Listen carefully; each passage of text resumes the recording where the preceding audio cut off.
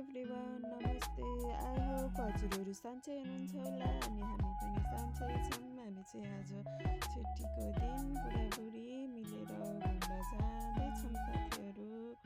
अनि कति बस्ने रुममा कति बस्ने भनेर बुढाबुढीको एकै दिन छुट्टी मिल्यो अनि हामी बाहिरतिर हावा खान निस्किन लागिरहेको छौँ। अनि आशा छ हजुरहरू सन्चै हुनुहुन्छ होला, लास्टसम्म हेर्नु होला भन्ने आशा गरेको छु। सायद हजुरहरू यो ठाउँमा चाहिँ कमै पुग्नु भएको छ होला, जति पनि नेपाली दाजुभाइ दिदीबहिनीहरू हुनुहुन्छ सबैजना पुगिसक्नु भएको छ है। यहाँनिर चाहिँ कोही पनि बाँकी रहनुहुन्न, किनकि यहाँनिर कति नेपालीहरू हुनुहुन्छ, उता नेपाली उता नेपाली नेपाली नेपाली भेट्नुहुन्छ। अनि त्यसपछि हामी चाहिँ गयौँ नेपाली पार्क, नामै नेपाली पार्क हो नि त नि साथीहरू। अनि गएर थोरै यति धेरै फोटोसोटो त लिएनौँ, अनि थोरै गएको टाइममा किन थोरै क्याप्चर गरौँ न, अब पछिको लागि पनि त हुन्छ नि त होइन हेर्नलाई भनेर चाहिँ अलिकति भिडियोहरू लियौँ। अनि भन्दै हुनुहुन्छ मलाई बुढाले, तिमी सुनकोसँग गएको छौ, यहाँको सुन भएको ठाउँमा गएको छौ भनेर भन्नुभयो। अनि छैन गएको जाउँ न भनेर अनि हामी चाहिँ यहाँबाट लाग्यौँ सुन पसल।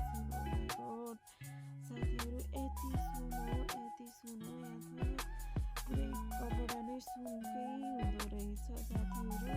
भित्र लाउने कपडादेखि लिएर बाहिर लाउने कपडा, पछ्यौरा, मार्क्स, यति सुनको हो, यति सुनको हो, पुरै सुनै सुन साथीहरू।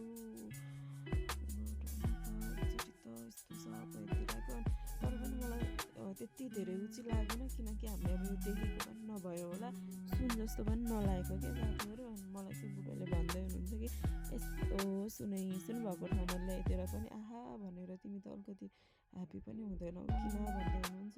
अनि मैले आजभन्दा पहिला यो देखेकै छैन, यत्रो ठुलो पुरै कपडा नै सुनको देखेकै छैन।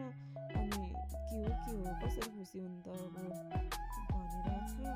अनि हाम्रो लागि चाहिँ यो के जस्तै हो साथीहरू, न सुन हो न के हो देखाउनको लागि मात्र राखेको जस्तो लागिरहेछ। अनि हेऱ्यौँ यहाँनिर हेरेर अनि थोरै देर बसेर अनि हामी फेरि फर्क्यौँ। यहाँबाट फर्केर हामी चाहिँ यो बोट चढ्यौँ, जाउँ गएको बेलामा थोरै फ्रेस हुनु त भनेर।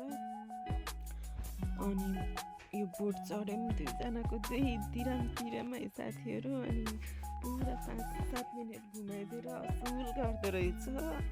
अनि यहाँ गएर बोट चढेर अनि रमाइलो भयो, रातिको टाइम थियो, भ्यू पनि राम्रो आयो। अनि त्यसपछि हामी यहाँबाट फर्केर खानासाना खायौँ, नेपाली खाना खायौँ धेरै पछि। अनि नेपाली खाना खाएर चाहिँ फेरि बिहान ड्युटी साथीहरू के